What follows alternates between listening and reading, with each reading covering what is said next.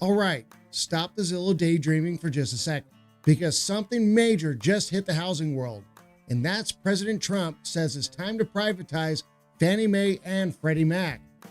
If that sounds like a snoozer, trust me, it's not. This could change how mortgages work in America. It can also raise interest rates and shake up home affordability right here in Boise. So yeah, it's a big deal. Hey, I'm Mike Peters with NPRE Boise, and I break down real estate headlines that actually matter to your life. Whether you're buying, selling, or investing, or just watching from the sidelines, I make sure you know what's going on beneath the headlines. So be sure to hit that like button, hit the subscribe button below, hit the notification bell, and even head over to www.mpre.homes for the most real-time home search in the Treasure Valley. So what is actually happening? Well, let's simplify this. Fannie Mae and Freddie Mac are the engine that powers the mortgages in America. They don't loan you the money, but they buy your mortgage from the bank after closing, making it easier for banks to offer more home loans. They've been controlled by the government since the 2008 meltdown, basically in financial timeout because they helped cause the crash. But now Trump wants to cut them loose and make them private companies again. So think of it like this. Fannie and Freddie have been driving with training wheels under federal control, and Trump now wants to rip them off and let them free ride on Wall Street.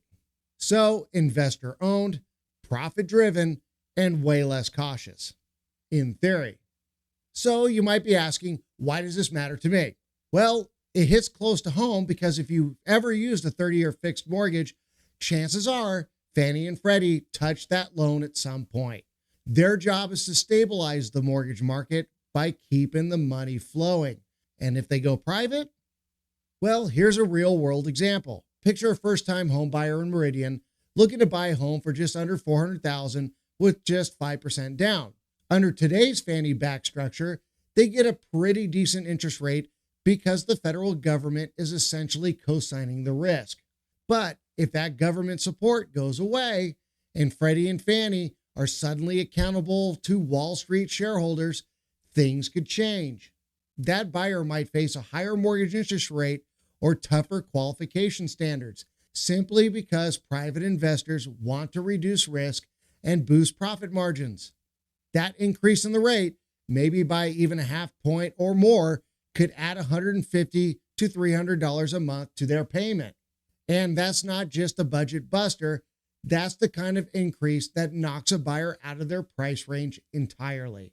That couple who thought they could afford a new construction home in Kuna, suddenly they're being told to start looking at a 1980s fixer-upper in Caldwell instead. Now, there are definitely two sides to this. Supporters of privatization argue that this could bring more innovation into the mortgage space. If private firms are unleashed to compete, we might see new loan products, flexible terms, or faster approval processes, especially for well-qualified buyers with strong credit. There's also a big argument that removing government controls limits taxpayer exposure, meaning if Fannie and Freddie fail again, it won't be Washington holding the bag. It will be private investors and not you and me. So now that we've got both sides, critics point out that government backing is the only reason we've had stable, affordable mortgage options over the past 15 years. And without that safety net, investors are going to start pricing in more risk.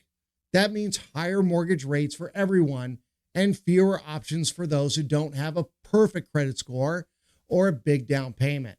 So you know those 3% down conventional loans that help first-time buyers get into the market? Well, those might disappear or become significantly more expensive.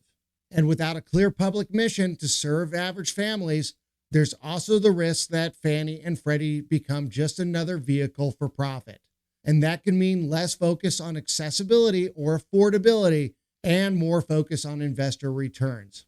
In other words, we could be moving from public mission to profit move, and fast. Now, let's be fair.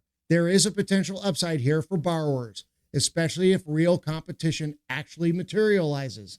If Fannie and Freddie are privatized and the new players enter the secondary mortgage market, we could see more competition for loan purchases. And that kind of competition might force lenders to offer better pricing to win your business. Think of it like shopping at an airfare.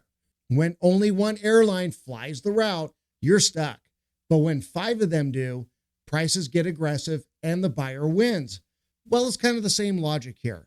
Borrowers with strong credit, steady income, and a solid down payments might actually benefit from lower rates in a privatized model. For example, a buyer in Eagle or Meridian with a 780 credit score and a 20% down payment could get quoted a lower interest rate than they would under the current one-size-fits-all Fannie model. All private firms might offer more customized loan products too, tailored to 15 or 20-year terms, or flexible underwriting for self-employed buyers that today's government-regulated systems simply can't or won't accommodate. So yes, if the system is opened up in the right way, if it truly fosters innovation and competition, borrowers could win. But, and it's a big but, that only happens if this isn't just a repackaged monopoly wearing a new tie. So what does all this mean? Well, this just isn't some change happening in DC. It could have direct impact on the ground right here in Boise. Let's say you got a young couple relocating from California, Oregon, Washington, Texas, Maine, or even Florida, coming right here to the Treasure Valley. They're looking to buy a $425,000 home in Star or Middleton and maybe putting 5% down. Well, if interest rates go up just a little because of this change, their monthly payment could jump by several $100s. And that changes their whole financial outlook. So instead of being able to buy a move-in ready home, now they're being advised to look for something with potential, which is just real estate code for get ready to remodel and spend more later. And it's not just the buyers, this impacts sellers too. If fewer people can afford homes because mortgage rates are higher or lenders are getting stickier, that means homes can stay on the market longer. Offers slow down, competition cools off, and that affects pricing, timelines, and seller expectations. Meanwhile, big institutional buyers who don't rely on mortgages will barely feel a thing. They'll keep scooping up homes, renting them out, and stacking the deck even more in their favor. And that's what concerns me. So, who benefits the most? Well, let's be honest. This privatization push isn't about helping the everyday buyer. It's about unlocking billions in value for a handful of large investors. Folks like Bill Ackman, who've been holding on to shares in Fannie and Freddie for years, just waiting for this exact moment. If they go public again, those investors win big. And sure, maybe the system gets a little leaner and more competitive, but regular folks, they get tossed into a riskier, more expensive, and less predictable mortgage market. That's the trade-off. So what happens next? Well, if Trump does win this and moves forward with this plan, we could see sweeping changes in housing finance as early as 2026. That means now, right now, is the time to get educated, get strategic, and get serious about locking in the best terms you can. So if you're thinking of buying or refinancing, talk to a loan officer you trust. And if you're trying to make sense of what all this means for your next move right here in Idaho, reach out to me directly or head over to www.mpre.homes to get your most real-time home search today. It will help you plan ahead before this thing hits like a potential wrecking ball.